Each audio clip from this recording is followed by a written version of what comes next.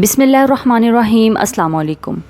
रसूल अल्लाह ने मदीने में बनु अल-नज्जार के यहाँ जुम्मा 12 रबीउल अव्वल को हज़रत अबू अय्यूब अंसारी के मकान के सामने नज़ूल फरमाया था और उसी वक्त फरमाया था कि इंशाअल्लाह यही मंजिल होगी। फिर आप हज़रत अबू अय्यूब अंसारी के घर मुंतकिल हो गए। उसके बाद रसूल अल्लाह का पहला कदम ये था कि आपने मस्जिद नबवी की तामीर शुरू की और उसके लिए वही जगह मुंतखब की जहाँ आपकी ऊँटनी बैठी थी। इस ज़मीन के मालिक 2 यतीम बच्चे थे। आपने उनसे ये ज़मीन कीमतन ख़रीदी और मस्जिद की तामीर में शरीक हो गए। रसूल अल्लाह ईंट और पत्थर को धोते और साथ ही फरमाते जाते, ए अल्लाह, ज़िंदगी तो बस आखिरत की ज़िंदगी है, बस अंसार और मुहाजिरीन को बख्श दे। ये बोझ खैबर का बोझ नहीं है, ये हमारे परवरदिगार की कसम ज़्यादा नेक और पाकीज़ा है। रसूल अल्लाह के तर्ज़ अमल से सहाबा कराम के जोशो खरोश और सरगर्मी में मज़ीद इजाफ़ा होता चला गया। चनाचे सहाबा कराम कहते थे, अगर हम बैठे रहें और नबी काम करें तो हमारे ये काम गुमराही का काम होगा। इस ज़मीन में मुशरिकीन की चंद कब्रें थीं, कुछ वीराना भी था, खजूर और गरकत के चंद दरख्त भी थे। रसूल अल्लाह ने मुशरिकीन की कब्रें उखड़वा दी, वीराना बराबर करा दिया और खजूरों और दरख्तों को काट कर किबले की जानिब लगा दिया। उस वक्त किबला बैतुल मुक़द्दस था। दरवाजे के बाजू के दोनों पाए पत्थर के बनाए गए, दीवारें कच्ची ईंट और गारे से बनाई गईं।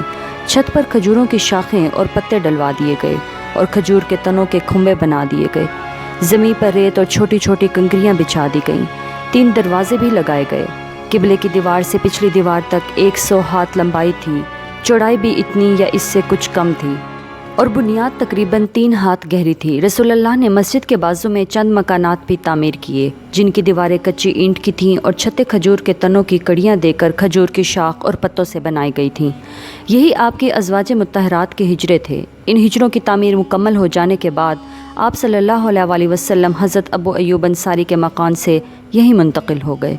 मस्जिद महज अदाए नमाज ही के लिए ना थी, बल्कि एक यूनिवर्सिटी थी जिसमें मुसलमान इस्लामी तालीमात और हिदायत का दर्स हासिल करते थे, और एक महफिल थी जिसमें मुद्दतों जाहली कशाकश और नफ़रत और बाहमी लड़ाइयों से दो चार रहने वाले कबाइल के अफराद मेल मोहब्बत से मिलजुल कर रहते थे।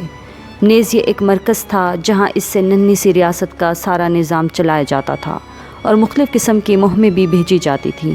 इसके अलावा उसकी हैसियत एक पार्लियामेंट की भी थी, जिसमें मजलिस शोरा और मजलिस इंतज़ामिया के इजलास मुनक़्क़द हुआ करते थे।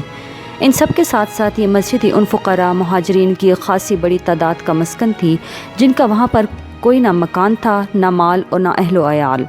फिर अवाइल हिजरत ही में अज़ान भी शुरू हुई। ये एक लाहौती नगमा था जो रोज़ाना 5 बार उफ़क़ में गूंजता था और जिससे पूरा आलम वजूद लरज़ उठता था। इस तरह रसूलुल्लाह ने मस्जिद नबवी की तामीर का एहतमाम फरमा कर बाहमी इज्तमा और मेलो मोहब्बत के एक मरकज़ को वजूद बख्शा। इसी तरह आपने तारीख़ इंसानी का एक और नहायत ताबनाक कारनामा सर अंजाम दिया, जिसे मुहाजिरीन और इंसार के दरमियान मवाक़ात और भाईचारे के अमल का नाम दिया जाता है। इब्न क़य्यम लिखते हैं कि रसूलुल्लाह ने हज़रत अनस बिन मालिक के मकान में मुहाजिरीन और अंसार के दरमियान भाईचारा कराया। कुल 90 आदमी थे, आधे मुहाजिरीन और आधे इंसार। भाईचारे की बुनियाद ये थी कि ये एक दूसरे के गम ख्वार होंगे और मौत के बाद निस्बे क़राबतदारों की बजाय यही एक दूसरे के वारिस होंगे। विरासत का ये हुक्म जंग बदर तक कायम रहा। फिर ये आयत नाजिल हुई कि निस्बे क़राबतदार एक दूसरे के ज़्यादा हक़दार हैं, तो अंसार और मुहाजिरीन में बहामी तवारुस का हुक्म ख़त्म कर दिया गया, लेकिन भाईचारे का अहद बाकी रहा। कहा जाता है कि आपने एक और भाईचारा कराया था जो ख़ुद बहा मुहाजिरीन के दरमियान था। जैसा कि मोहम्मद ग़ज़ाली ने लिखा है कि इस भाईचारे का मकसद ये था कि जाहिली असबियतें तहलील हो जाएं, हमियत और गैरत जो कुछ हो वो इस्लाम के लिए हो, नस्ल, रंग और वतन के इम्तियाज़ात मिट जाएं, बुलंदी और पस्ती का मयार इंसानियत और तक़वा के अलावा कुछ और ना हो। रसूलुल्लाह सल्लल्लाहु अलैहि वसल्लम ने इस भाईचारे को महज खोखले अल्फाज का जामिया नहीं पहनाया था, बल्कि इसे एक ऐसा नाफिजुल अमल अहदो पैमा करार दिया था जो खून और माल से मरबूत था।